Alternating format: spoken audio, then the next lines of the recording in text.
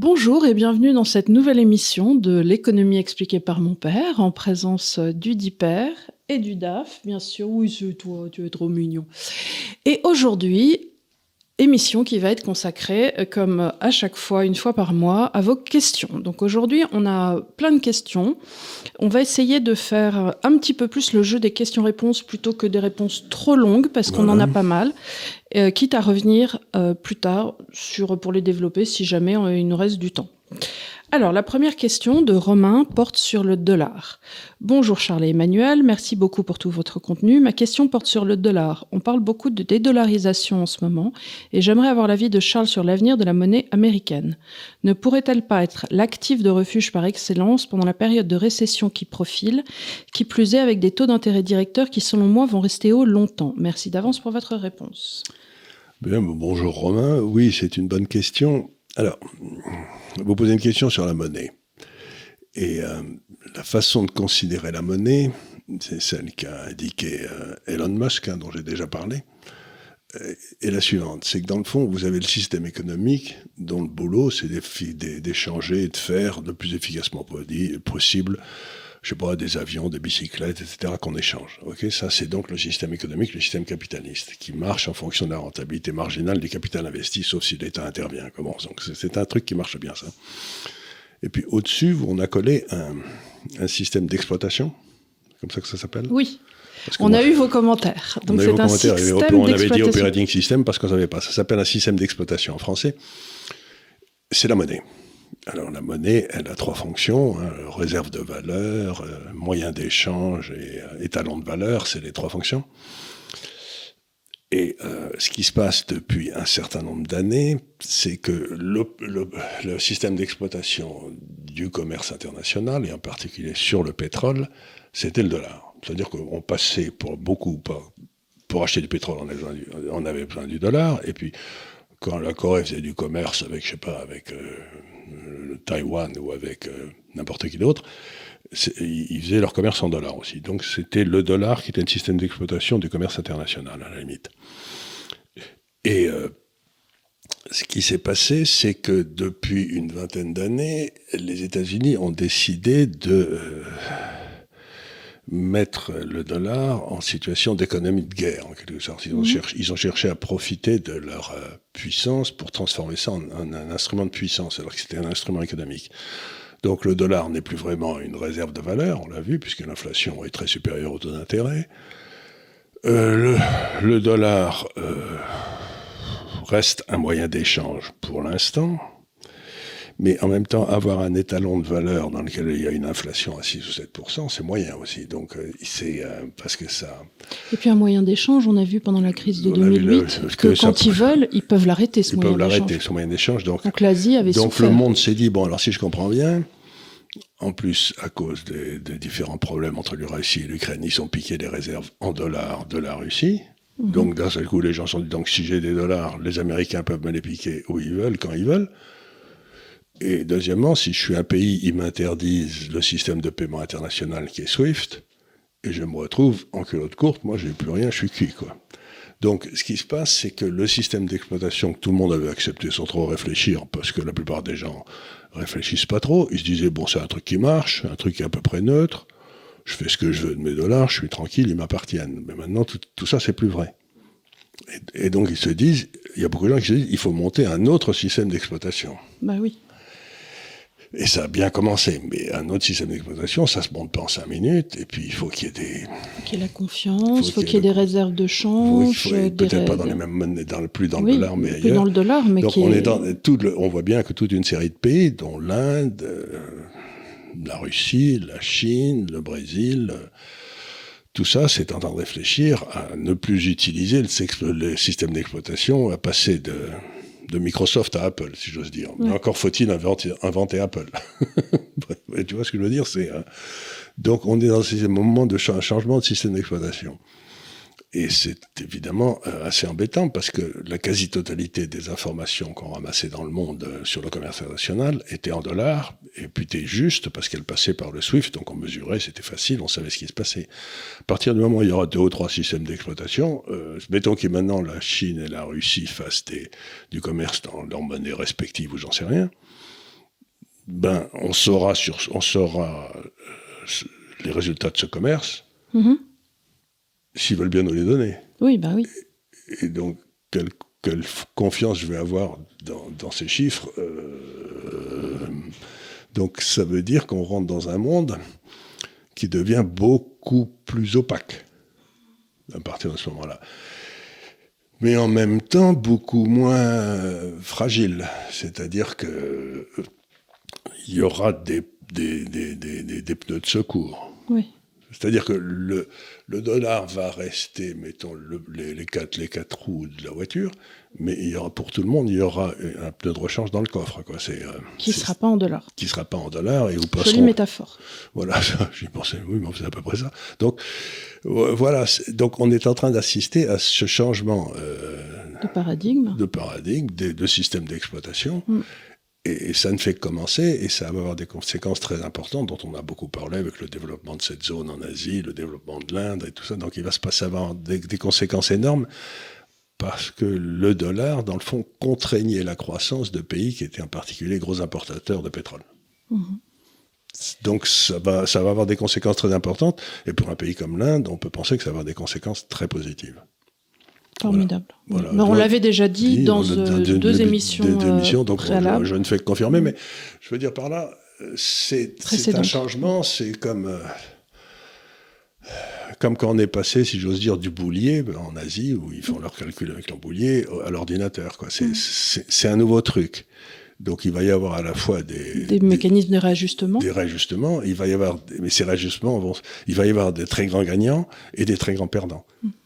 Donc ça change les équilibres, quoi. J'espère qu'on ne sera pas trop du côté des grands perdants. Oui, bon, en Europe, on n'est pas bien parti. Ça va, on a Bruno Le Maire. On a Bruno Le Maire, tout va bien. De toute façon, va bien. On va tous se mettre à écrire des livres, comme ça, on n'aura pas besoin de... Voilà.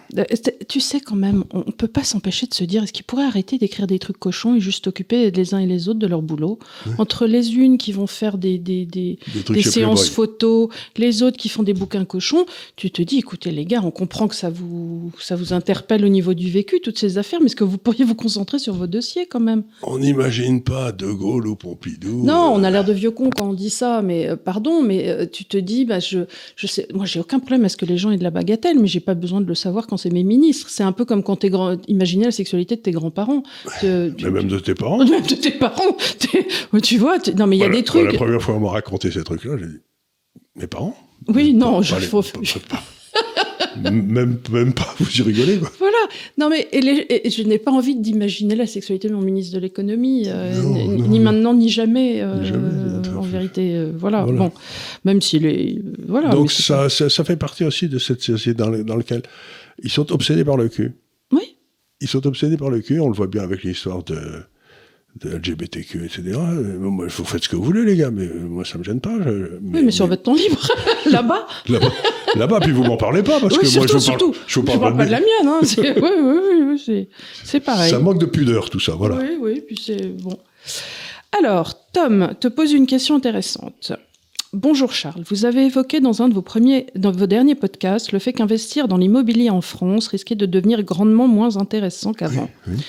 Vous êtes ensuite passé à autre chose sans développer le sujet. Peut-être qu'une petite mise au point sur votre vision de l'immobilier pourrait en intéresser plus d'un. Merci d'avance en souhaitant à tous un bon week-end. Voilà. Bien, alors, l'immobilier, si vous voulez, c'est ce qu'on appelle, en termes techniques, un actif à duration très longue. C'est-à-dire que, vous l'achetez pas pour les 3 mois qui viennent, ou les 6 mois. C'est pas une voiture, quoi. C'est pas quelque chose qu'on va amortir, c'est quelque chose qui va... Même si, dans certains pays, ils font ça aux États-Unis, ils font ce qu'on appelle flipping. Oui. C'est-à-dire, ils achètent un bien pas génial, genre une succession. Ils font des jolis travaux. Vous savez, c'est home staging. Ils font très vite. Et puis, ils flippent le bien. Ils flippent le bien, mais ça veut dire qu'ils ont emprunté de l'argent. Et si ils ont un levier. Ils ont un levier. Et si par hasard, à ce moment-là, le marché immobilier se pète la gueule, on a 2008-2009, tu vois. On a une crise. Voilà. Donc, c'est un bien à duration très longue. Alors, pour revenir à Tom, il y a 2 trucs importants dans l'immobilier, pour lui en tout cas, c'est quel est son revenu disponible. Oui. Premier point, donc est-ce qu'il peut s'acheter de l'immobilier? Voilà, c'est le premier point. Et deuxième point, quel est le coût de l'argent pour les actifs à duration très longue? Donc, ça, c'est la banque qui va lui prêter sur un taux qui voilà. va Par exemple, fixe. il y a 2 ans ou 3 ans, on achetait de l'immobilier à Paris avec des taux d'intérêt qui étaient à 1 ou à 25. Bon. Maintenant, il doit être à 4, 5, 6, je n'ai pas vérifié. Si on te le donne. Si on te le donne. Donc, comme on a essayé de le montrer dans l'histoire de l'obligation, si les taux d'intérêt montent, la valeur de l'obligation baisse. Oui. Donc aujourd'hui, ce qui se passe, c'est que je ne vois pas très bien comment le revenu moyen en France va monter, premier point, parce que j'ai essayé d'expliquer qu'au contraire, il allait baisser, puisque maintenant, on n'allait plus nous prêter de l'argent pour vivre au-dessus de nos moyens. Donc ça, c'est la première des choses. Et deuxièmement, je ne vois pas les taux d'intérêt baisser dans un avenir immédiat, je les vois plutôt monter. En tout cas, on peut espérer pour le système bancaire et les compagnies d'assurance et la pérennité quelque part de nos équations européennes que les taux remontent. Les taux remontent, enfin ils sont déjà à un niveau assez élevé, mais donc si vous avez à la fois le revenu moyen qui ne monte pas et les taux qui montent, ben, en général l'immobilier il se porte moyen. Oui. Et donc comme en plus il est à un prix qui est élevé. En tout cas, pour les villes, c'est élevé, oui. C'est élevé face aux salaires qui sont disponibles. Et voilà. Et maintenant, j'ai fait les calculs, même par rapport au prix de la monnaie. Oui. Par rapport au taux de l'argent, maintenant, il est à un niveau très élevé. D'accord. Si tu fais un ratio entre, je sais pas, la valeur d'une obligation à 15 ans et le cours du mètre carré à Paris, bon, aujourd'hui, on est à un niveau qu'on n'avait pas atteint depuis la bulle des années 90, quoi. Donc, je dis aux gens, bon, bah, écoutez, vaut mieux louer, quoi. Vaut mieux louer, ça vous coûte moins cher. Vous mettez de l'argent de côté et vous achetez en liquide, quoi. Je vais les faire, ces tasses, hein. Je vais les faire, ces tasses à message. Oui, acheter en liquide sur la tasse. Acheter en liquide. Je vais te faire des tasses avec ta bobine et acheter en liquide. Et puis, on m'a dit aussi, il faudrait que je fasse des tasses avec, il vaut mieux la main visible d'Adam Smith que le grand coup de pied dans derrière de Staline. De Staline, voilà. Oui. Celle-là, on va la faire. Alors, Arthur Moreau te pose la question suivante. Bonjour Charles-Emmanuel. Quel serait selon vous le système fiscal idéal, en supposant qu'il existe? J'ai entendu un jour Charles parler d'une taxation où l'État prend toute une fois tous les 50 ans, qui reviendrait en gros à un taux de 2% par an. C'est un peu faible, ça, oui. Peut-être. Alors, pourriez-vous détailler cette idée? Je vous remercie beaucoup. Voilà. Alors, il y a une bonne question. Tous les spécialistes de la chose fiscale disent qu'un système fiscal doit être simple et juste. Ben, oui, dans un monde idéal. Dans un monde idéal. Aujourd'hui, je crois que la France a le nombre record d'impôts. Je crois qu'on en a 470. D'ailleurs, je te coupe juste un moment. Il y a un petit bouquin prodigieux de Philippe Nemo qui s'appelle « Philosophie de l'impôt » et que je ne saurais trop vous recommander si la question de l'impôt vous intéresse, parce que c'est un ouvrage, de toute façon, remarquable comme tout ce qu'écrit Philippe Nemo. Et ça explique bien, en gros, ce que doit être l'impôt pour être juste et pour être censé. C'est une très bonne chose d'avoir... Parce que Philippe Nemo dit, au début, l'impôt, c'était pour payer les services de l'État, les services régaliens. Donc la justice, l'armée, la diplomatie et la police. Donc les impôts servaient à ça. Puis on est passé de là à partir de 45 à peu près, il faut que l'impôt aussi serve à faire des services sociaux, des services comme l'éducation, la solidarité, etc. Bon, ça encore, c'est un choix de société. Par exemple, en Suède, je vous donne un exemple, c'est qu'il y a plein de Suédois qui sont dans du côté de Minneapolis, tu sais, là-bas. Oui, parce que c'était les seuls qui voulaient aller dans un endroit où ça caillait. Ils avaient l'habitude, ça leur faisait pas peur. Donc, si tu veux, le taux d'imposition de la région de Minneapolis est très élevé par rapport au reste des États-Unis, parce qu'il y a une espèce de consensus dans les pays scandinaves que, dans le fond, il faut faire de la solidarité comme ça. Bon. Donc ça peut dépendre aussi de la population. Là où il y a que des Siciliens, tu mets pas des impôts trop compliqués. Là où il y a des Suédois, tu peux mettre des impôts élevés. Tu vois ce que je veux dire? C'était bon, ça dépend du consensus. Et puis depuis environ 25-30 ans, on a décidé que l'impôt devait être un instrument de justice sociale tel que déterminé par les gars qui nous gouvernent. Et ça, c'est du grand n'importe quoi, parce que la justice sociale est à la justice, que la musique militaire est à la musique, quoi. Et donc, c'est là où on part dans tous les dérives, parce que ça devient un machin où il faut punir les riches. Et ça, c'est complètement idiot. Donc, première chose, l'impôt n'a pas à être une vocation Punitive. Punitive. Je suis d'accord. Il faut absolument éviter que l'impôt soit perçu comme punitif. Alors, ça n'est pas une contravention, l'impôt. On n'a pas fait quelque chose de mal si on a gagné de l'argent, quoi. Voilà, bien sûr. Et en plus, donc, la première chose qu'il faut dire, c'est ça. La deuxième, c'est ce qui marche bien, on l'a vu, c'est ce qu'on appelle le flat tax. C'est-à-dire que tout le monde paye 20% de ses revenus. Ou 25 ou 30, ça dépend. Bon, tu payes ça. Et moi, quand j'étais à Hong Kong, ma feuille d'impôt, c'était vachement bien. Tu disais combien vous avez gagné l'année dernière. Alors tu mets, vous nous envoyez 17%, merci beaucoup. Tu vois, Mais en France, déjà, le premier problème dans la création de richesse et la répartition, c'est qu'on a quand même 50% de la population qui ne paye pas d'impôts. Donc aussi, tu as une assiette fiscale. En fait, oui et non, parce que oui, ils payent pas d'impôts officiellement, d'impôts sur le revenu. Mais la TVA. D'abord, il y a la TVA où ils payent 20% quand ils achètent quelque chose, et puis il y a tous ces impôts qu'on a collés sur le travail. Moi, quand je vois une feuille de paye aujourd'hui, quand j'étais pion à Auch pour payer mes études, je recevais ma feuille, il y avait marqué bon, j'étais payé, je crois, 750 francs par mois, j'étais vachement content. Fortune, c'était vachement bien.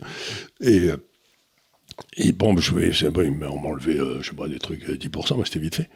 Et aujourd'hui, une feuille de paye, t'as 2 pages, et tu comprends rien. Il y a même un truc qui m'a fait hurler de rire, c'était quand même... C'était une contribution volontaire obligatoire. Oui. Voilà. Volontaire obligatoire. Ça, j'étais quand même pour payer les syndicats.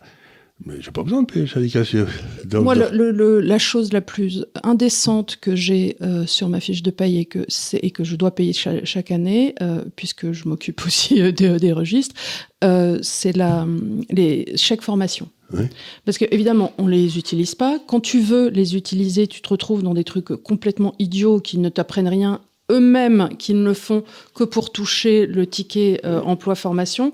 Les trucs que tu voudrais faire ne sont pas éligibles parce que ça n'est que... Tu vois, nous, on voudrait faire des formations d'État, par exemple, de l'Institut des Libertés. Je pourrais pas. Il n'y a pas un agrément facile pour dire, tiens, je vais former des gens... Par contre, si tu veux devenir couturière, ça, t'as toutes les formations pour devenir couturière. Non, même pas. Je voulais faire des trucs. Ah bah, justement, mauvais exemple, je voulais apprendre à piquer à la machine. J'ai rien trouvé. Oui, Par contre, si je veux utiliser le pack office ou des trucs comme ça, alors là, t'en trouves, mais je le sais déjà le faire. Je ne vais pas faire des formations pour des trucs que je connais déjà. Donc, ça, c'est un point très important. Donc, tu fais ça, et ça rend immédiatement inutile toutes ces espèces de spécialistes de l'optimisation fiscale. Parce que moi, à Hong Kong... Et puis, si tu payes 17 ou 20% d'impôts, tu ne vas pas t'emmerder à essayer de frauder. Ça ne vaut pas la peine. Non. Ça vaut pas la peine parce que ton optimisateur fiscal va te coûter de l'argent. Tu te dis si c'est pour optimiser. Mais encore, 3%. C'est optimiser, ça veut dire que tu le fais dans la loi. Oui. Mais là aussi, tous les gens se disent je ne vais pas m'emmerder à frauder le fisc avec toutes les conséquences, alors que je paye que 17%. Moi, je gagne 100, il m'en reste 83, ou oui, ça doit être ça, oui. Il m'en reste 83. Bon, bah ça va, il est normal que je paye pour. Tu vois ce que je veux dire ? Ça empêche, c'est une espèce de. C'est tellement simple que tu te dis, je ne vais pas m'embêter, quoi. Bon, alors ça, passons à autre chose. Passons à autre chose. Je vais essayer de gagner plus que 100, plutôt que de m'essayer d'en garder plus des 100 que j'ai, etc. Donc, ça incite à essayer de gagner plus. Partout, ça a été mis dans un certain nombre de pays. Ça marche très bien. Mais par contre, tout le monde paye à 17%. Bon. Alors... ça, c'est donc le truc le plus simple. Tout le monde comprend. Vous payez 20% sur vos revenus. Et puis, mais les gens disent, mais ceux qui gagnent 5 fois plus, je dis, ils payent 5 fois plus d'impôts. C'est pas mal s'ils payent 5 fois plus d'impôts. Mais non, le type, il voudrait qu'il paye 30 fois plus d'impôts. Ouais. Il n'y a pas de raison. Pourquoi voulez-vous le punir d'avoir des bonnes notes ? C'est quand même... Bon. Alors, il y a une autre forme d'impôt qui était possible à Hong Kong, qui était très intelligente, mais ça suppose une révolution profonde dans les mentalités. C'est dire, dans le fond, il faut faire la différence entre l'argent qui est gagné en prenant des risques et l'argent qui est gagné sans prendre de risques. Donc, l'argent que tu gagnerais, par exemple, en ouvrant un autre restaurant et l'argent que tu tirerais d'un loyer immobilier ? L'argent que tu tirerais en vendant un terrain que tu as. Mm-hmm. Tu vois, en disant, le terrain, il est monté de valeur, d'accord, mais enfin, c'est pas... D'accord. Alors, ce qui se passe à Hong Kong, à cause du système colonial qui avait été mis en place britannique, c'est que le gouvernement de Hong Kong possédait tout le sol. Bien sûr, oui. Et vendait sur ce sol des baux à 100 ans. Oui, c'est les baux amphithéotiques classiques d'Angleterre, du système britannique. Donc, ils vendaient des baux. Et puis, au bout de 100 ans, donc, Hong Kong se développait, la terre avait pris beaucoup de valeur. Quand elle arrivait à échéance, la terre, le bail arrive à échéance, ils font des enchères. Et les développeurs immobiliers viennent et achètent la terre, etc. Et eux, ça leur fait plein de fric. Et ils ont à ce moment-là, une grosse partie des impôts est payée par le revenu de ces ventes de terrain comme ça. Mais ils les vendent ou ils les relouent pour 100 ans? Ils les relouent pour 100 ans. Oui, c'est ça. Donc ils refont un bail amphithéotique qu'ils adjugent. Qu'ils adjugent par des ventes aux enchères. Les grands promoteurs immobiliers font des... Voilà, et dont les revenus viennent dans l'assiette commune. Les produits de la vente viennent dans le... Oui, mais ça, le problème, c'est que nous, on n'a pas ce système et on ne peut pas tout à coup avoir des baux... Remarque, tu pourrais dire, l'État a vendu toutes ces casernes, toutes ces choses et aurait pu mettre ça en bail amphithéotique. Il aurait pu mettre ça en bail amphithéotique et il aurait pu... en tirer un revenu pérenne. Par exemple, une grosse partie de la richesse en France vient, ça paraît idiot, mais des familles qui ont encore beaucoup d'argent, vient de l'époque de Napoléon III, où il y a eu la grande urbanisation, ou de 45 à 70, où il y a eu la grande urbanisation, c'est-à-dire les villes qui sont développées, en général toujours vers l'ouest. Et là, il y a donc des terrains agricoles qui sont d'un seul coup devenus des terrains à bâtir. Oui, Passy en est un exemple. Passy, ou autour de Versailles, Parly 2, etc. Donc là, c'est vraiment l'exemple parfait de l'enrichissement sans cause, si j'ose dire. Il me semble que ça n'aurait pas été une mauvaise idée je ne dis pas de nationaliser les terrains, mais de nationaliser l'enrichissement. Peut-être qu'il y a un impôt différent sur cet enrichissement. Il y a la nue propriété et il y a l'usufruit. Je comprends ce que tu veux dire. Donc, logiquement, on aurait dû ne pas taxer la construction qui crée de la nouvelle valeur, etc. Mais peut-être la nue propriété, on aurait pu la taxer, quoi. C'est un économiste américain, je ne me souviens plus son nom, dans les années au 19e, qui avait fait cette différence essentielle entre... Il ne faut pas taxer ceux qui créent de la valeur, mais il faut taxer ceux qui créent de la valeur simplement parce que on a mis une gare, on a mis... Un autre exemple, c'est qu'avec ta mère, on avait acheté un chalet il y a très longtemps à Méribel qu'on a vendu depuis, quand on était à Londres. Et il se trouve que les Jeux Olympiques ont été octroyés à Trois-Vallées. Trois-Vallées. Et qu'il y a eu des investissements gigantesques de routes, etc., pour aller à Méribel, à Courchevel, à Val Thorens, etc. Bon. Et que du coup, notre chalet a pris énormément de valeur parce qu'il y avait eu tous ces investissements d'infrastructures. C'est l'exemple type de l'enrichissement sans cause. Oui, même si vous y étiez absolument pour rien dans la prise de décision. On n'était pour rien dans la prise de décision, il se trouve que notre chalet est beaucoup monté. Donc, Alors là, on va faire une petite transition vers quelque chose d'un peu plus léger. C'est la question est, quels sont, Charles Gave, vos conseils de lecture, qu'importe le sujet, des livres qui vous auraient marqué? Bon, alors, les livres qui m'ont marqué intellectuellement, philosophiquement, etc., aussi curieux que ça paraisse, il y a Alexis Rostand, qui vient de publier un petit livre dont j'ai fait une recension que vous retrouvez sur votre chaîne, et qui explique, dans le fond, qui est sur la notion d'investissement, de capital. Et il cite les grands auteurs qui ont réfléchi sur le sujet.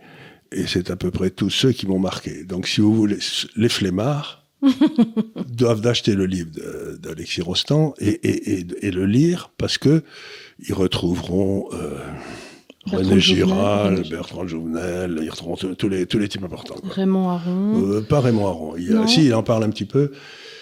Mais ils retrouveront Toynbee, ils retrouveront Hayek, Tocqueville, ils retrouveront à peu près tous les gars qui ont une influence sur moi. Comment ça, c'est... Donc ça, c'est la première réponse. Donc qui sont ces auteurs? C'est les gars qui vous donnent un choc quand vous les lisez. C'est René Girard, c'est Toynbee, c'est Bertrand Jodel du Pouvoir, c'est Bastia. Enfin, j'en ai souvent parlé ici. D'ailleurs, on a fait toute une série d'émissions sur eux. Mhm. Donc voilà, ça c'est les... maintenant, dans les livres les livres que j'ai beaucoup relus, alors que je les connaissais quasiment par cœur, quoi. Mais j'étais tellement content de les... À chaque fois, je vibrais, quoi. C'était... Alors, ça paraît idiot, mais il y a d'abord les trois mousquetaires. La base.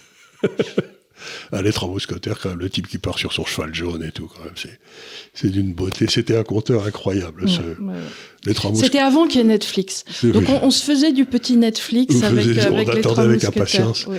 Il y avait les trois mousquetaires et il y avait le comte de Monte Cristo, quand même. Ça aussi, Alexandre Dumas, c'est bien. Il y avait Ivanhoé. Ivanhoé, c'était... comment il s'appelait Walter Scott.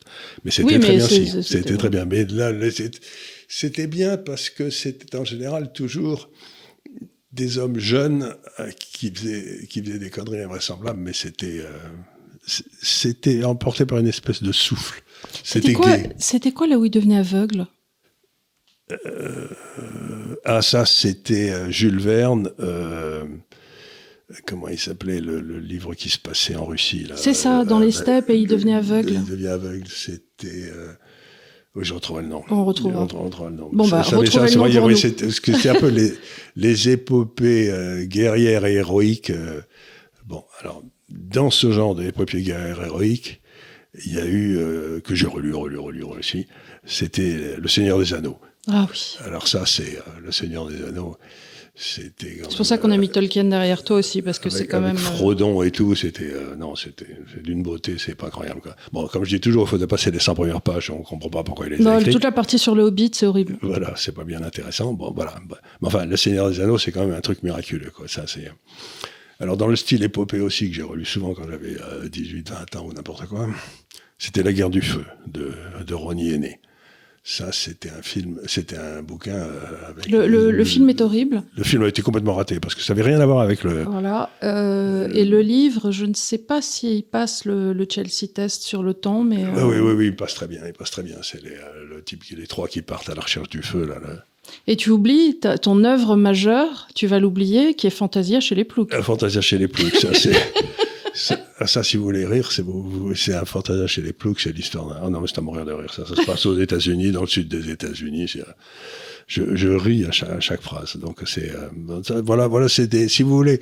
Alors, il y avait des livres comme ça qui étaient très drôles. Oui, Fantasia chez les Ploucs, c'était très bien. Il y avait Francis le mulet qui parle, qui était dans la guerre de Corée, où il y avait un mulet qui parlait, qui comprenait tout ce que les ennemis allaient faire. C'était à mourir de rire. Francis le mulet qui parle, voilà. Mais il y a quelques livres comme ça qui m'ont marqué, qui étaient soit des livres où vous riez aux éclats, soit... Et bien sûr, toute la collection des concombres masqués. Ah oui, les concombres masqués, ça c'est un autre truc. Alors, dans les bandes dessinées, c'est autre chose. Alors, j'ai eu une grande passion pour Franquin. Franquin qui dessinait les chats comme personne. Et les mouettes. Et les mouettes. et Gaston. Et donc, Franquin, c'est un type qui avait un coup de crayon incroyable, et dans la série qui m'ont marqué, c'est le nid des marsupilamis, parce que ça vous dit ce qu'un père doit être. Moi, c'est un peu comme le Roi Lion, quoi. C'est le nid du marsupilami, c'était... il y a le Strumpfissime de Peyo. Il y a le Strumpfissime de Peyo, qui est la meilleure chose qui a été publiée en sciences politiques depuis Tocqueville, quoi. C'est une analyse de la Constitution de la 5e qui est à pleurer de rire, quoi. C'est avec le Strumpfissime. Bon, ça, c'était très bien. Puis il y avait le concombre masqué qui était complètement farfelu. Et tous les rubric-à-brac, je pense. Tous les rubric-à-brac, c'était très bien. Ça, c'était Gottlieb. C'était très très bien. Non, Gottlieb, il était très bon. Et puis vous aviez quand même les premiers Astérix où il y avait, avant que Goscinny meure, parce qu'après c'est devenu n'importe quoi.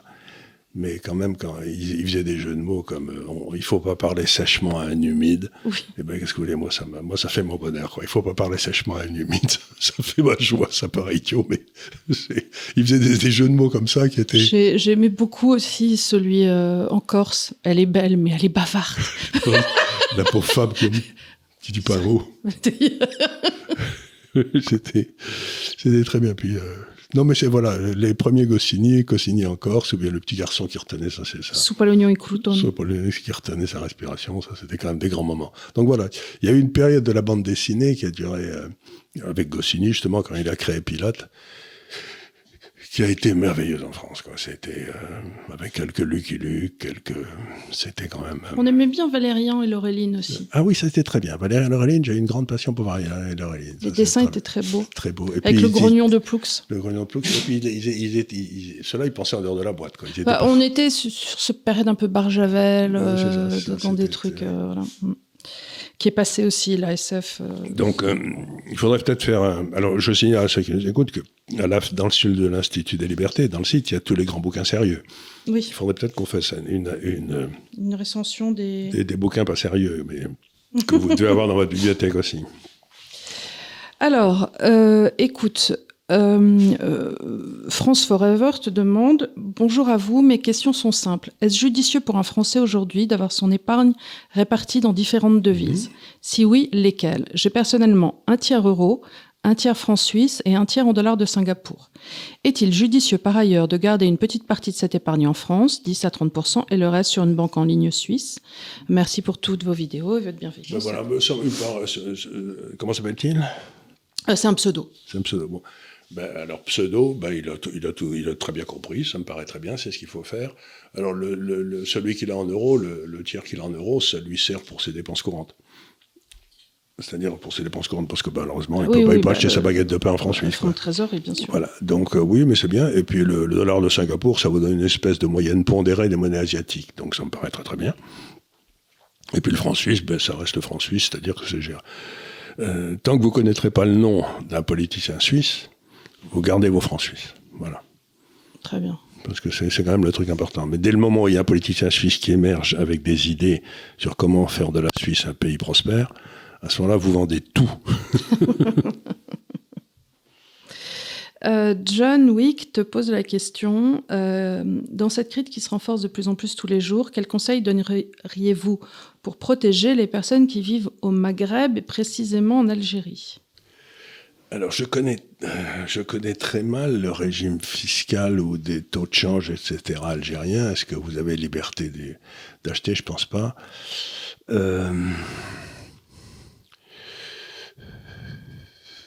L'Algérie, c'est quand même un des grands mystères de l'époque moderne, parce que ils ont encore des infrastructures qui avaient été faites par la... Il y a beaucoup de gaz en Algérie. Il y avait beaucoup de gaz. Ils avaient des ressources.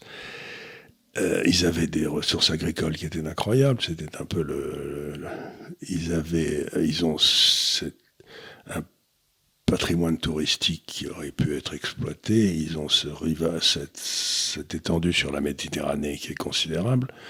Ils avaient accès à l'Afrique par le Sahara. Donc pour moi, l'Algérie, c'est un grand mystère. Logiquement, ça aurait dû être la Californie.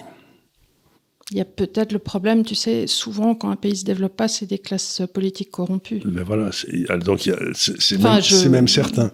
C'est même certain, parce que pour empêcher le développement de l'Algérie, je suis sûr qu'il a fallu se donner du mal, quoi.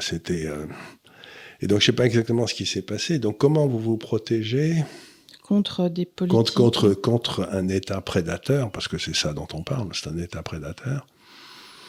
C'est pas toujours évident, parce que imaginez que vous essayez, par exemple, de développer des activités agricoles, ce qui serait logique, mais si vous ne pouvez pas avoir accès aux engrais, si vous ne pouvez pas avoir accès aux technologies de l'extérieur, etc. Ou si on te pique pour avoir accès aux engrais parce qu'il faut que tu payes quelqu'un qui...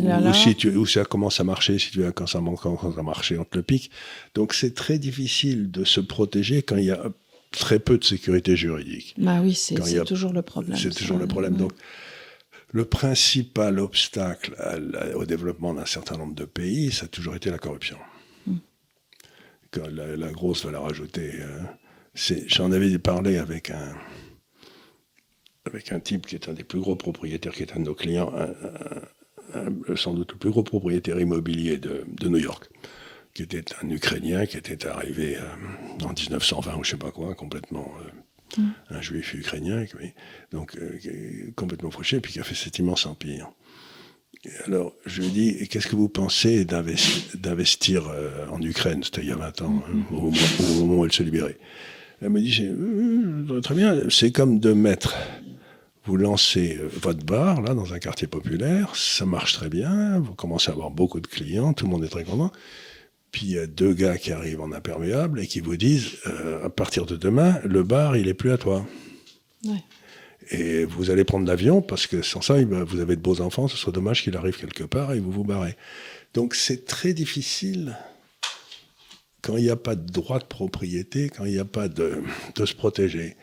C'est pour ça que j'imagine que dans ces pays-là, les gens recourent beaucoup à l'or. Oui.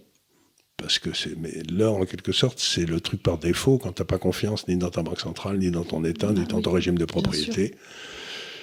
Et là, c'est vraiment enterrer son talent. Mais oui, voilà. Parfois, c'est la moins terrible des choses à faire. Le moins terrible des choses à faire, c'est peut-être d'avoir de l'or. Voilà. Mais c'est pas très gai ce que je raconte, mais je crois qu'il y a un vrai problème là de refus de refus du marché libre, quoi.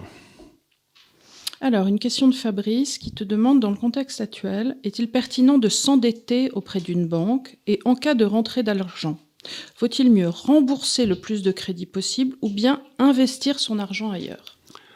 2 questions. La première, c'est oui, on a eu plusieurs si vous trouvez une banque qui vous prête de l'argent, oui, ça vaut encore le coup. Ça vaut encore le coup. Peut-être pas pour acheter. Oui, ça vaut encore le coup, mais il faut pas exagérer le levier, parce que donc il faut faire attention. Mais en ce moment, avoir des prêts des banques, ça devient difficile. Ça devient difficile, bien sûr. Parce que elles sont dans un état d'illiquidité totale. Elles-mêmes, elles sont coincées par les mauvais placements qu'elles ont faits. J'ai vu des statistiques aux États-Unis d'une baisse de la liquidité bancaire phénoménale. C'est vraiment tombé comme ça, avec un...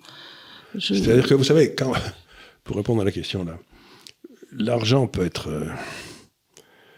bon marché et disponible. L'argent peut être bon marché et pas disponible. C'est-à-dire que les banques ne prêtent pas, quoi. L'argent peut être cher et pas et disponible, ou l'argent peut être cher et pas disponible du tout. Donc, le problème que pose l'auditeur, là, c'est c'est bien de s'endetter, mais c'est bien aussi d'avoir de la liquidité. Mais l'embêtant, c'est que tu vas la garder dans quoi, ta liquidité? Oui, donc deuxième question. Est-ce qu'il vaut mieux rembourser, si tu as un crédit en cours, ça, tu le gardes. Pardon? Tu le gardes. Tu le gardes, le crédit. Le gardes, et tu vas, par exemple, mettons que tu es emprunté pour acheter de l'immobilier à Paris, et puis que tu as une rentrée importante. Ben, tu vas t'acheter des obligations chinoises ou singapouriennes, plutôt que de rembourser ton crédit. Et entre acheter... Alors, parce que c'est pas évident d'acheter des obligations chinoises. Dans ces cas-là, tu achètes quoi? Du air liquide? Tu achètes de l'action quand même? C'est quand même assez variable. Ben, c'est pas difficile, mais enfin, si, il doit y avoir quand même... Si tu as 2 ETF. Tu as 2 ETF, il faut faire un peu... il faut bosser un peu, quoi. D'ailleurs, à ce propos, dans une émission, j'ai mentionné que un naïf et son argent sont... always parted. Always parted. Et j'ai dit que c'était dans la Bible. Et je crois que c'est dans la Bible, mais j'ai retrouvé plus ou moins le texte, mais c'est sous une forme un peu différente. Donc moi, je reprenais l'expression en anglais, qui était a fool and money are quickly parted, c'est-à-dire qu'un imbécile et son argent ne restent pas longtemps ensemble. Donc, si vous avez de l'argent et que vous voulez le garder, ça demande du boulot, parce que tout le monde veut vous le piquer. C'est dingue. C'est incroyable. C'est absolument dingue. Pierre Protin te remercie pour tes émissions et tes articles. Et la question est la suivante. Avec l'inflation de la masse monétaire et la hausse généralisée des prix, les actions ne risquent-elles pas de subir une hausse de misère comme en 1940 et donc de devenir une couverture contre les âneries de notre gouvernement et de l'Europe? C'est une très bonne question. Alors, je vais essayer d'y répondre. Revenons à ce que j'ai dit tout à l'heure. L'operating system, le système d'exploitation, et puis l'économie. Bon. Il est évident que les actions, au moins une partie des actions, représentent le soubassement. c'est-à-dire la vraie économie. Tous les contrats, j'ai toujours dit que tu peux acheter soit un contrat, soit une part de propriété, c'est les deux choses que tu peux acheter. Tous les contrats se passent dans le système d'exploitation. Oui. Donc, si on a des doutes sur le système d'exploitation, tu retombes sur les actions en dessous, les parts de propriété. Donc, la question que je me pose, pour revenir à ce que j'ai dit tout à l'heure, c'est, bon, vous avez le vieux système d'exploitation qui est en train d'imploser, le nouveau qui se met en place, mais est-ce que ceux qui sont dans le vieux système ne vont pas essayer de liquider tous leurs contrats, leurs obligations, etc., pour se mettre en action? Et à ce moment-là, tu auras une hausse des taux très forte, accompagnée d'une hausse des actions, ce qui serait un truc qui surprendrait tout le monde. Mais c'est ce qui se passe en période d'hyperinflation. C'est-à-dire que pour l'instant, on a toujours vécu dans des périodes où, dans le fond, l'inflation, bon, ça montait, ça baissait, mais enfin, ça restait à peu près entre 10 et 2, quoi, tu vois, c'était... Mais si d'un seul coup, l'inflation passe à 15, 20, 30, 40, à ce moment-là, la seule protection, c'est les actions. D'accord. Donc, si on commence à voir monter les actions avec les taux d'intérêt qui montent, comme on a eu un peu depuis 6 ou 9 mois d'ailleurs, c'est peut-être un signal assez grave. Il faut peut-être faire attention parce qu'en effet, ce lecteur a peut-être raison, on rentre peut-être dans une période où je ne sais pas ce qui va se passer, mais je sais que Air Liquide vaudra toujours quelque chose dans 30 ans. Quoi. Et donc je l'achète à n'importe quel prix. Parce que le prix étant exprimé dans le vieux système d'exploitation ne représente plus la valeur. Oui. Donc tu vois ce que je veux dire, c'est à partir du moment où la valeur ne peut plus être calculée de façon rationnelle, les gens se mettent à agir de façon irrationnelle, c'est-à-dire aller vers la propriété plutôt que vers les contrats. Mais ils ont raison. C'est pas irrationnel. Alors, Steve Jordan te demande, est-ce que pour toi, on y a répondu, mais il ne le sait pas encore, est-ce que l'IA peut surpasser le meilleur trader en termes de PNL? Et si oui, qu'est-ce que cela impliquerait pour la finance, les banques et l'économie en général? C'est impossible. L'IA ne peut pas parce que l'IA fonctionne extrêmement bien dans des systèmes fermés. C'est-à-dire que l'IA va vous battre à peu près tous les champions d'échecs, voilà. Donc l'IA est absolument prodigieuse pour jouer dans un système fermé parce que dans un système fermé, toutes les parties d'échecs, par exemple, ont été enregistrées dans des mémoires de tous les grands champions. Donc l'IA va aller, quand il se retrouvera devant une situation sur un échiquier, il va aller balayer toutes celles qui ont été jouées dans des circonstances similaires depuis la nuit des temps, où on a maintenu ça.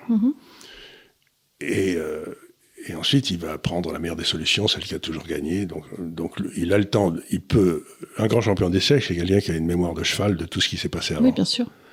Et donc là, du point de vue mémoire, ça, on peut pas, c'est pas jouable. Mais par contre, si on rentre dans un système ouvert, comme le poker, j'imagine, à ce moment-là, c'est pas sûr que l'IA gagne. Elle va calculer les probabilités et tout, donc elle mettra tap ceux qui en ont. Et donc, comme les marchés financiers, c'est un système ouvert, les marchés financiers vont se rendre compte immédiatement que l'IA est rentrée, parce que les marchés vont commencer à agir de façon un peu différente. Et à ce moment-là, les gars vont commencer à jouer contre l'IA. L'un des meilleurs exemples que je connais, je vais essayer de le raconter rapidement, mais c'était un peu compliqué, c'est que le krach de 87, dont certains d'entre nous se souviennent, je gérais de l'argent à l'époque, c'est passé comment? D'un seul coup, il y a des gars qui avaient une idée brillante aux États-Unis. Il y avait le marché du futur, le Standard & Poor's 500 futur, et le Standard & Poor's au comptant. Tu vois, c'est comme Et donc les gars avaient fait des calculs mathématiques savants, c'était déjà l'intelligence artificielle, que si le marché au comptant baissait de 10%, ils vendaient le futur pour te protéger contre des baisses ultérieures. Ok. Et ça marchait très bien en compensation. En compensation. Ouais. Et puis si ça baissait encore 10%, tu vendais encore, etc. Ouais. Donc ils avaient introduit ça, et puis le marché a commencé à baisser. Donc l'autre agit. Le futur est vendu, mais le futur à ce moment-là baisse très fortement, beaucoup plus que ce à quoi on s'attendait, parce que normalement le futur et le comptant doivent être au même niveau tout le temps. Ouais. Ben, il y a un creux qui s'est baissé. Le futur a été tellement vendu. Pourquoi? Parce qu'il y avait toutes ces assurances qui étaient... Ah oui, d'accord, oui, d'accord. En plus qui sont arrivées. Donc, le futur s'est écroulé. Le comptant est resté, il a baissé, mais de 20, alors que le futur baissait de 40, ce qui était impossible. D'après les calculs des gars, c'était impossible, mais ça s'est produit. Et donc, ce que faisaient tous les traders, c'est qu'ils vendaient le comptant qui avait beaucoup moins baissé, il rachetait le futur, et boum, et en vendant le comptant baissait encore de 10%, et c'est comme ça qu'on s'est retrouvé avec 27% de baisse en une journée, et qu'il a fallu fermer le marché. Donc, ce que je veux dire, c'est un système ouvert, où il y a des gens qui arrivent avec des trucs auxquels tu t'attends pas. Oui, parce qu'il faut réagir. Et moi, j'avais écrit le lendemain où ça s'était passé, j'avais écrit un papier, que mes clients gardaient d'ailleurs, c'est beaucoup d'entre eux, en disant, mais débranchez les ordinateurs, quoi, qu'est-ce que cette imbécilité, quoi. Et donc, débrancher les ordinateurs. Donc, non, c'est impossible. Et alors, je voudrais faire une autre remarque sur l'intelligence artificielle que je fais maintenant tout le temps. C'est leur dire, personne ne comprend l'intelligence humaine. Je veux dire, la façon dont les idées nous viennent, etc. Le cerveau, pour l'instant, n'a été modélisé par personne. Personne ne sait comment ça marche là-haut. C'est le... D'ailleurs, je l'ai dit la semaine dernière, mais je le redis, si on savait comment ça marche, on saurait comment le soigner. Or, on ne sait pas comment le soigner. Exactement, on tâtonne, c'est une complexité inimaginable. Bon. Alors, si vous acceptez l'idée qu'on n'a pas la moindre idée de ce que c'est que l'intelligence humaine, comment peut-on être certain qu'on va bâtir un outil qui fera mieux qu'elle ? Je veux dire, vous avez un adversaire en face de vous, vous savez même pas comment il marche. Et vous, dans votre grande suffisance, vous dites, je vais lui mettre une raclée avec des ordinateurs et des 0 et des 1. Mais arrêtez de me faire rigoler. Vous n'avez pas la moindre idée de la façon dont le cerveau fonctionne. Un peu de modestie, quoi. Sans compter que tu dis un cerveau, mais les cerveaux en plus. Et en plus, les cerveaux ensemble, ils sont sujets à des paniques, des effets d'imitation, enfin... Puis, est-ce qu'on sait que un cerveau est égal à un autre ? À une époque où on parle pas d'une intelligence, mais des intelligences dans un humain. Une intelligence émotionnelle, une intelligence réactive, une intelligence reptilienne. On ne sait pas du tout comment ça marche. J'ai lu un type qui apparemment du CNRS. J'ai pas très bien compris ce qu'il disait, mais c'était un physicien, etc. Il dit le cerveau humain fonctionne avec un système quantique, comme... et alors j'ai essayé de concevoir les trucs quantiques. Encore, c'est un marché qui est complètement hors du temps, apparemment. Et où un objet peut être à 2 endroits à la fois. Oui. Ou nulle part. Mais il y a des trucs qui arrivent de nulle part, qui d'un seul coup sont créés. Donc, bref, je me suis dit que je suis content qu'il y ait des gens qui comprennent, parce que ça, moi, je comprends pas. Non, mais donc, c'est comme le string theory, tous ces trucs-là. Il y a des trucs, moi je lis sans arrêt les articles sur ce qui se passe dans les étoiles là-haut. Je trouve ça vachement intéressant du début à la fin, j'ai lu tout ce que je trouve. Et j'y comprends rien du début à la fin, mais par exemple, je vais te poser une question qui me paraît qu'il faudra poser à l'intelligence. Bon, l'univers se développe, il n'arrête pas de grandir, comme ça il pousse. Mais il pousse dans quoi ? Qu'est-ce qu'il y a avant ? Je veux dire, ce que je veux dire ? C'est quand même intéressant, tu vois. Bon, l'univers se développe, mais il se développe dans quoi ? Qu'est-ce qu'il y avait avant ? Tu vois, c'est quand même une question intéressante, mais personne n'y répond, personne n'a la moindre idée. Donc, il y a quand même des trucs comme ça. Cette espèce de prétention, juste un truc qui me fait rigoler aussi, c'est bon. On est en train de nous emmerder avec le truc du CO2, etc. Bon, tout ça, c'est fait sur des modèles. Bon, ces modèles, c'est ce que disait, comment il s'appelait, Tomkin, ou je ne sais plus, c'est le gars qui a fait le bouquin, qui était professeur au Caltech. Oui. Tu me prends. C'était en début d'année, donc du coup, je l'ai plus gardé en mémoire vive. Oui, c'est pas grave, je vois la couverture. La couverture, vous avez l'iceberg et c'est publié à l'Artilleur. Oui, enfin, ça a été un best-seller mondial. Et alors, lui, c'est un spécialiste des modèles. Il a créé la chaire des modèles au Caltech. Il enseigne à New York University. Bref, c'est un cerveau comme ça. Et il était le numéro 2 du département de tout ce qui était écologie d'Obama. Donc, c'est quand même pas... On vous en a parlé 15 fois. Hein. Vous savez, vous le retrouverez.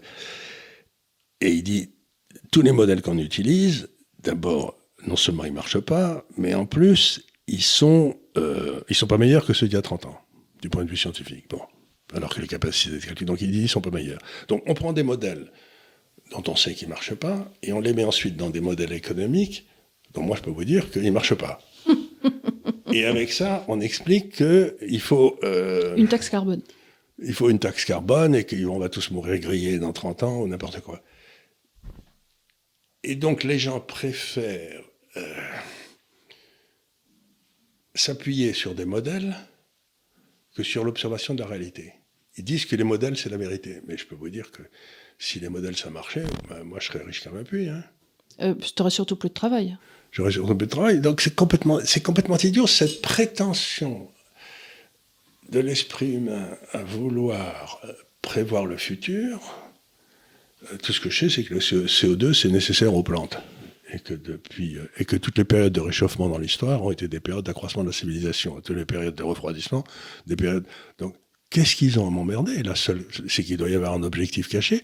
Et l'objectif caché, c'est d'avoir un gouvernement mondial, comme pour la santé, comme pour ça. Donc, il y a des gens dont le but est de déclencher des paniques chez nous pour faire des trucs qui soient mondialisés, comme par exemple maintenant l'OMS, c'est l'OMS qui va pouvoir dire qu'il y a un état d'épidémie en France. Mais enfin, c'est du gouvernement français qui doit savoir s'il y a un état d'épidémie, c'est pas l'OMS qui... Donc, puisqu'elle n'est pas en liaison avec nos hôpitaux, donc comment elle peut se rendre compte s'ils sont surchargés ou s'ils n'arrivent pas à gérer ? On voit bien qu'il y a toute une série de groupes qui veulent des solutions mondiales à des problèmes qui n'existent pas.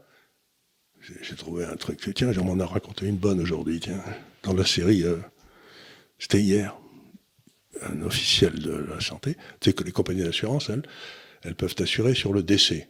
Oui. Bon, le décès, c'est bon. Moi, par exemple, quand on était à Londres, je m'étais assuré sur le décès, parce que comme je n'avais pas d'argent, je m'étais dit s'il arrive quelque chose... Oui, on était 4 enfants avec maman, il fallait qu'il y ait une assurance décès, c'est-à-dire, si je claquais, je crois que ta mère recevait 10 millions de francs ou 20 millions de francs, je ne sais plus, comme ça, ça aurait permis d'aller jusqu'à l'âge. Bon, je m'étais assuré sur le décès. Et tu assures les gens sur le décès en fonction de leur âge, de leur examen sanguin en général. De tout ça.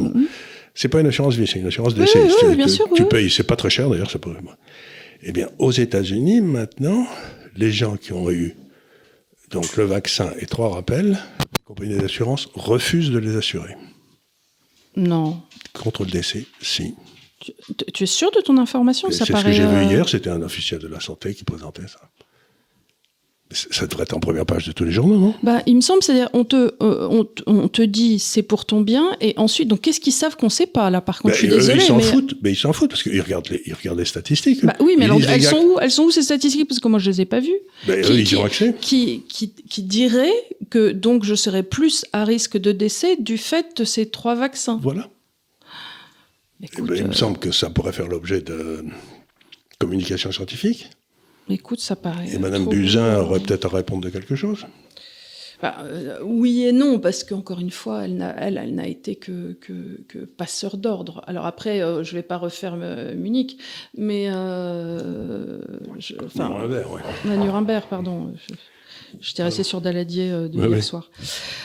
Écoute, on va faire une petite transition afin de ne pas être complètement sous le bagnon. Tu sais qu'à chaque fois qu'on parle de COVID sur on a des petits encarts. Mais maintenant, à mon avis, ça va peut-être avec oui, mais ça c'est sur Twitter. Mais sur YouTube, tu penses qu'il y aura une... Oui, ils vont passer des instructions parce que maintenant, ce qu'a fait Elon Musk, ça va faire sauter YouTube. Hein. Écoute, fingers crossed. La dernière question, c'est une question un peu commune de 2 personnes, de Alsace et de Thibaut Gérardi, qui est sur la Suède et la Scandinavie. Alors, la question de Thibaut est précisément sur la Suède. Il réside en Suède, il travaille au Danemark, souvent, effectivement. Donc, il passe le pont, là. Passe le pont. J'adorais cette série, Braun. C'était formidable. Bon. Et le cours de la couronne suédoise est à son plus bas depuis 2008, face à l'euro, le dollar et la couronne danoise. Comment interprétez-vous cette information ? Quels conseils, avis donneriez-vous sur l'investissement immobilier stock bonds dans les pays scandinaves et quelles seraient les industries porteuses ? Voilà, en gros, petit point sur ce qui se passe en Scandinavie. Alors, première chose, il faut savoir que la bourse suédoise, sur à peu près n'importe quelle période longue, est celle qui a la meilleure rentabilité au monde. Une période longue, c'est 10 ans ? Oui, une période de 5-10 ans, la bourse suédoise a toujours cartonné de façon extraordinaire, ce qui est paradoxal parce que c'est un pays dont on pensait qu'il était socialiste ou n'importe quoi.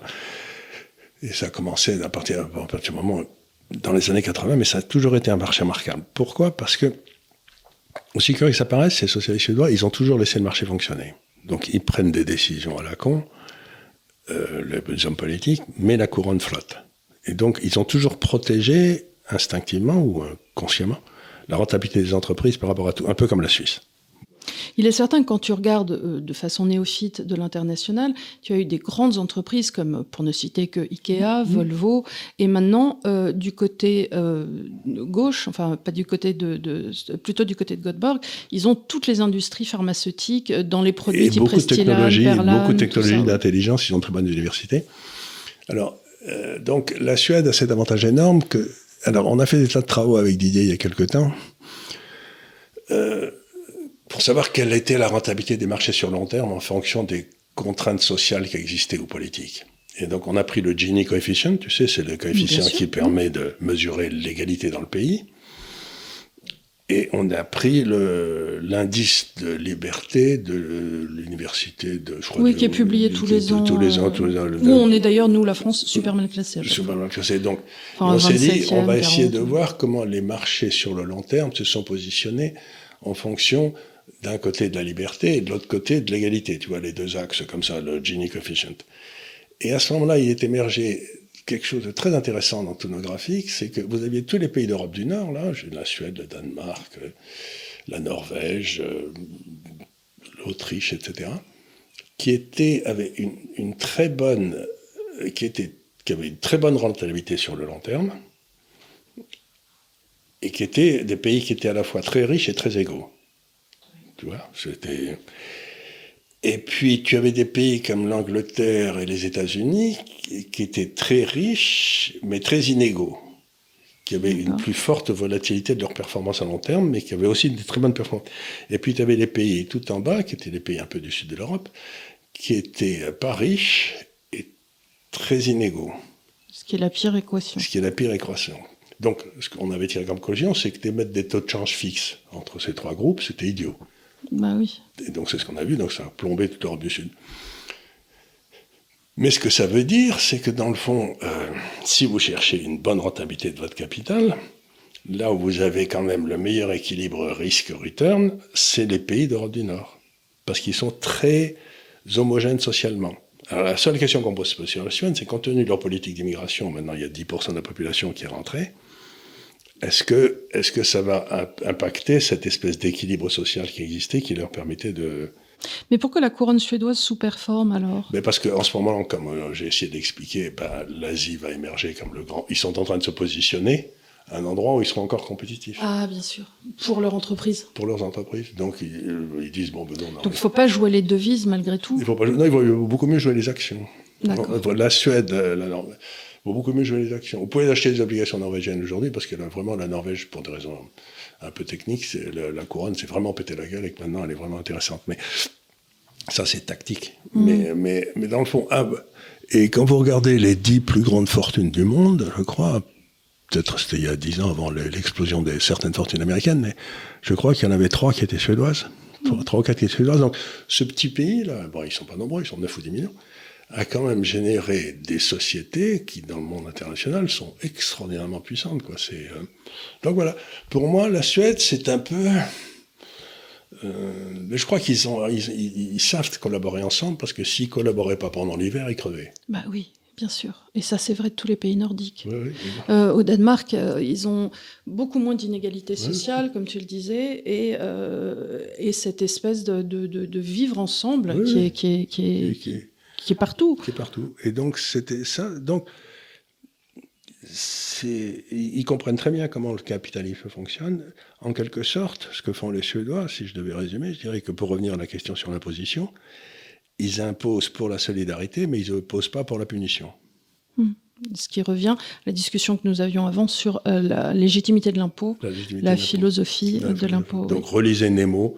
Je ne saurais le dire, c'est un très bon bouquin. Ouais. Voilà, écoute, je pense qu'on a fait un petit tour mensuel de toutes vos questions. J'espère que ça, là, vous aura satisfait. Le DAF a été plus ou moins sage. Il a un petit peu bougeoté, mais... Ce qui est drôle, c'est qu'au bout d'une heure, il ne s'est pas levé. Si, il s'est levé tout à l'heure. On a pris des photos, là. Je ne sais pas si Oui. tu as vu. Puis maintenant, il est retourné à son panier de dépit, à mon avis. Donc maintenant qu'on a pris les photos, il a fait le... C'est bien. Voilà, C'est un il a bon fait DAF. c'est un bon DAF. Voilà, écoutez, merci beaucoup encore une fois de nous avoir suivis. Et je vous dis à la semaine prochaine. On verra de quoi on parle. On n'en a pas encore décidé. On verra. On va vous surprendre avec des choses nouvelles. Merci infiniment. Merci encore de nous suivre si nombreux. N'oubliez pas... Mais vous n'êtes pas assez nombreux. Non, mais parlez-en autour de vous. Vous savez, si vous voulez nous aider, vous nous demandez toujours comment on peut vous aider, parlez-en autour de vous, faites monter nos scores. Et voilà. Et on vous remercie encore et à très bientôt. Merci. Merci.